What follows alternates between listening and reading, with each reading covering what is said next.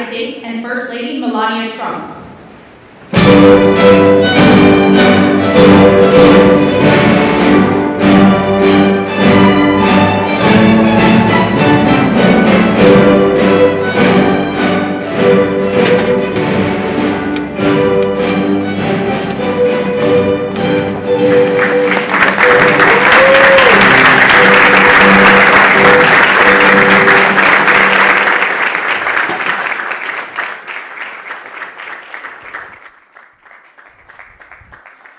Good afternoon. Please. Welcome to the White House. It is truly inspiring to see everyone gather here together, united in support of this remarkable initiative and community. As I stand here and observe the audience, I recognize the vital importance of each one of you to this mission, to our future generations. In particular, I would like to thank the cabinet secretaries, Congress members, scholarship donors, and various organizations for their unending advocacy. A special thank you to my husband for his enduring commitment to fostering the future. The President has prioritized America's foster care children, and shortly, he will sign our Fostering the Future Executive Order.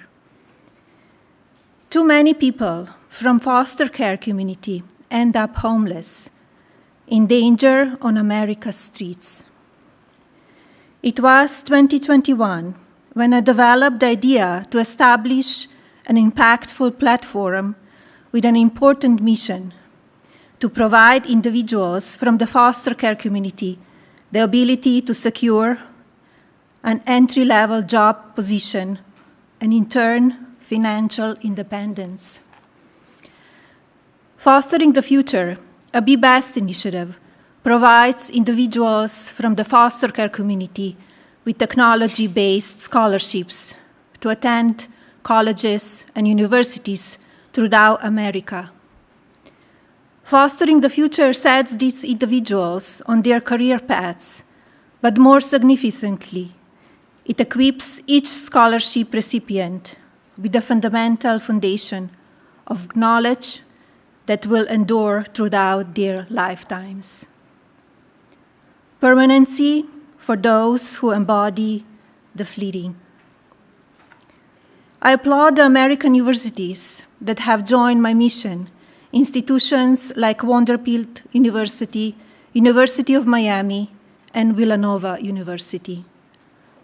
Following graduation, scholarship recipients from my program are prepared to enter the workforce and ultimately become leading executives. Predictably, they will manage thousands of employees and generate significant value for American communities through job creation, access to healthcare, food security, and other societal benefits. This executive order, Fostering the Future for American Children and Families, gives me tremendous pride. It is both empathetic and strategic. It will certainly be impactful. It aims to establish a comprehensive network connecting federal departments and agencies, private sector's businesses, higher learning institutions, and charitable organizations. This will create new educational and employment opportunities countrywide. Our faith-based organizations will continue playing a vital and consequential role. My hope, of course, is that this level of coordinated collaboration will sustain. But today, I call on leadership from these various organizations, including the private sector, to join my effort, rise above the ease of inaction. I predict this small spark today will ignite a profound and lasting nationwide movement. Our united resolve will foster a thriving future filled with compassion and innovation. Together, we will illuminate the pathway for today's foster children to become tomorrow's builders. And tomorrow's builders will foster the future of America's legacy. Thank you.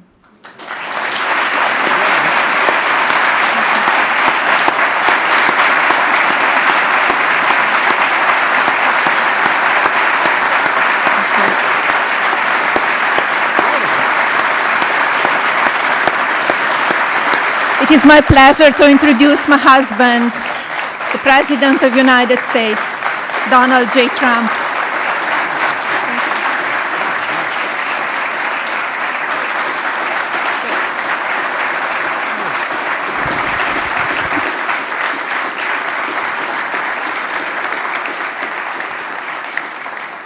I think it's very good, especially for someone that speaks 5 languages at least. I think that's pretty amazing. I couldn't do it. I couldn't do it. Yeah, well, thank you, Melania. And our country is truly blessed to have this magnificent and very caring First Lady. They love her. Every time I get up and make a speech, they say, "We want our First Lady." I said, "What the hell? I'm not good enough? I'm not..." But thank you very much. Great job. And it's great the work you do in so many ways. This afternoon, I'm delighted to sign a historic executive order building on the Fostering the Future initiative to make America's foster care system better, fairer, and more effective than ever before. And it's been effective, but it's moving in a very strong direction. All of this has been made possible by Melania's incredible devotion to America's youth. Spends a lot of time on it and loves it, and along with our great Usha, you spend so much time, and what a combination. First Lady, Second Lady, what a combination. Thank you. They do a great job, the two of them. They're amazing women. I want to thank Vice President J.D. Vance and Usha. Thank you very much. Vice President, stand up, Vice President. And he did a big thing today. He's going to be on television tonight with the legendary Sean Hannity, so everybody has to watch. I'm sure CNN loves this advertisement, but he will be. I heard it was a great interview. And Secretaries Scott Bessent. Scott, thank you very much. An extremely non-controversial Secretary, Robert F. Kennedy Jr. But he's right. And Scott Turner, thank you very much. Doing a great job at HELP. And thanks as well to Senator John Husted and Representatives Jason Smith, Darren LaHood, Zach Nunn, and David Schweikert. Thank you all for being here. Thank you, fellas. Great group. We're also joined by countless distinguished leaders in the child welfare advocacy ministry and charitable foundations, as well as so many wonderful young people who have experienced foster care and used their voices to champion needed reforms. And I want to thank everybody for being here. It's an amazing day at the White House. Thank you very much.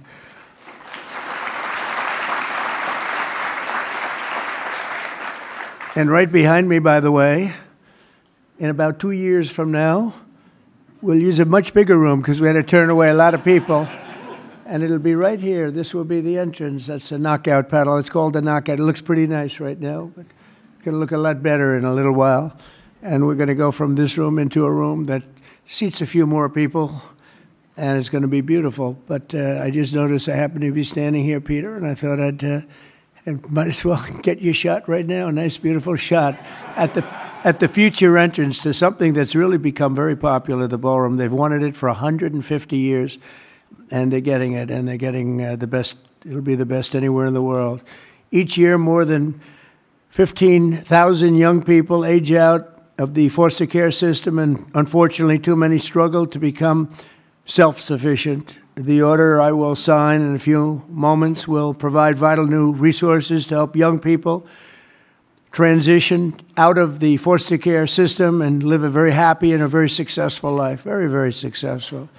With this order, I'm directing the heads of the key federal departments and agencies to establish a Fostering the Future program in coordination with our wonderful First Lady's office. They're coordinating, and they've already been coordinating for quite some time, and I think I hear it's going really well. You're going to have some, when she gets involved in things, it works, I can tell you that.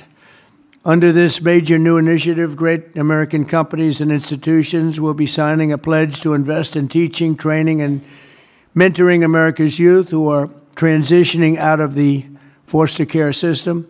This will help provide jobs, education, and personal development opportunities to fantastic young people who truly need and deserve them, and they're going to get them. A terrific example of the impact these programs can have is Eric Alvarez from Omaha, Nebraska, who is with us today. Where's Eric? Where is he? Stand up. Good-looking guy. Good-looking guy. Eric and his siblings were placed in foster care for a year when he was 9. He entered the child welfare system again when he was 15, and today he credits a mentoring and mentorship and work experience program for foster youth with helping him to finish high school and start his adult life. And he did really well in high school, by the way, really a great student. But he starts life on the right foot, right? Wouldn't you say? I mean, I think you better say yes, otherwise I'm in big trouble. Otherwise, I'm all by myself up here, Eric. That would be... I hear you're doing incredibly. Now, after graduating from the University of Nebraska and interning for Congressman Don Bacon, Eric is pursuing a master's degree at the George Washington University, and he is a cadet in the Air Force ROTC who will be commissioned as an officer upon graduation. And Eric, I just want to say, great job. You've really been outstanding, and I think that's probably why you were chosen out of so many people. You've done a fantastic job. Congratulations.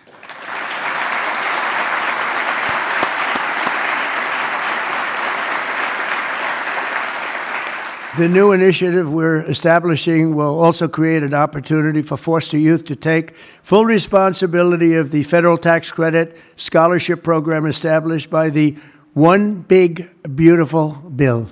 So many things, tax cuts and regulation cuts, so many things. The biggest ever passed in the history of our country. I call it the Great Big Beautiful Bill. I changed the name a little bit to make it even more sublime.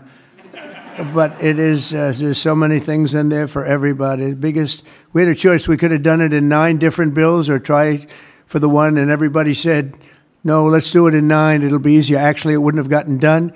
And J.D. and I and Scott and all of us got together, and we said, let's give it a shot, and we got it passed. And it was an amazing thing, but it's going to help a lot of people. There's never been anything like it. As in one bill, there's never been anything close. And when you see what's going on with the Democrats, we're lucky we got it passed because we don't have to do anything. All we have to do is implement it now, and we'll be implementing it all over the place. If you think about it, no tax on tips, right?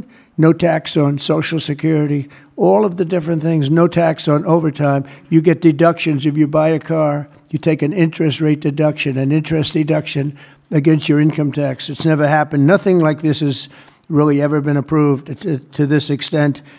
And so it is one great, big, beautiful bill. But using the tax credit will expand occupational training, education, and financial literacy programs for the foster youth and make it possible for more of them to attend the school of their choice. Choice is a great word for a lot of reasons, but it's a great thing with education.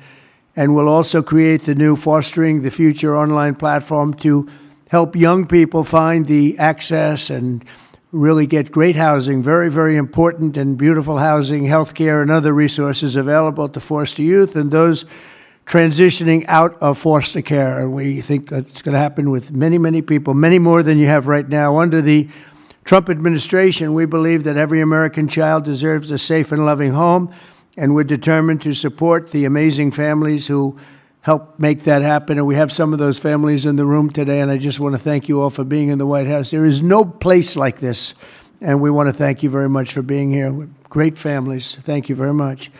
Faith-based, thank you.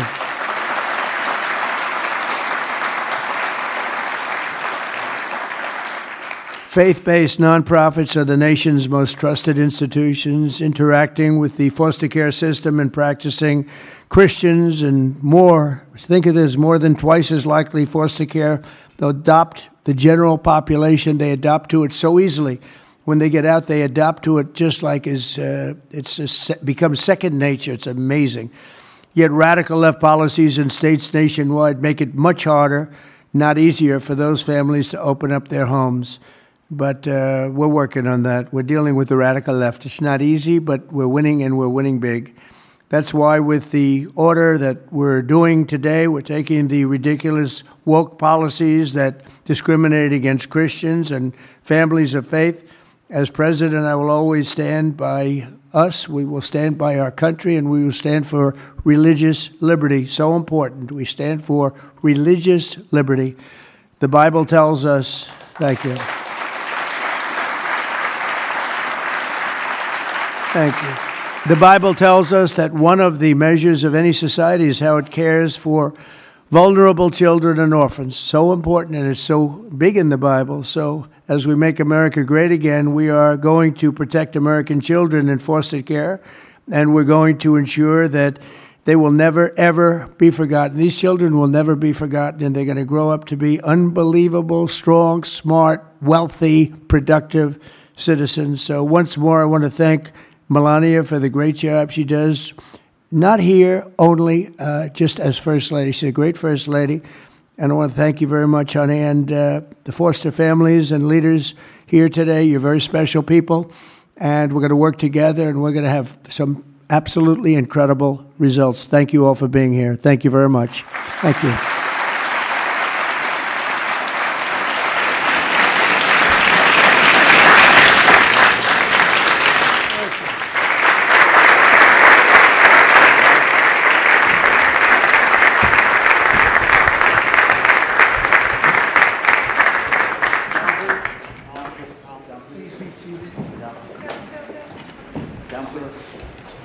Are you ready, everybody?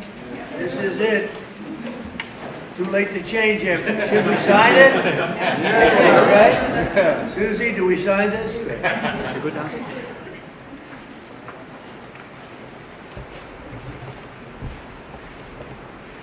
the First Lady to sign this. Okay.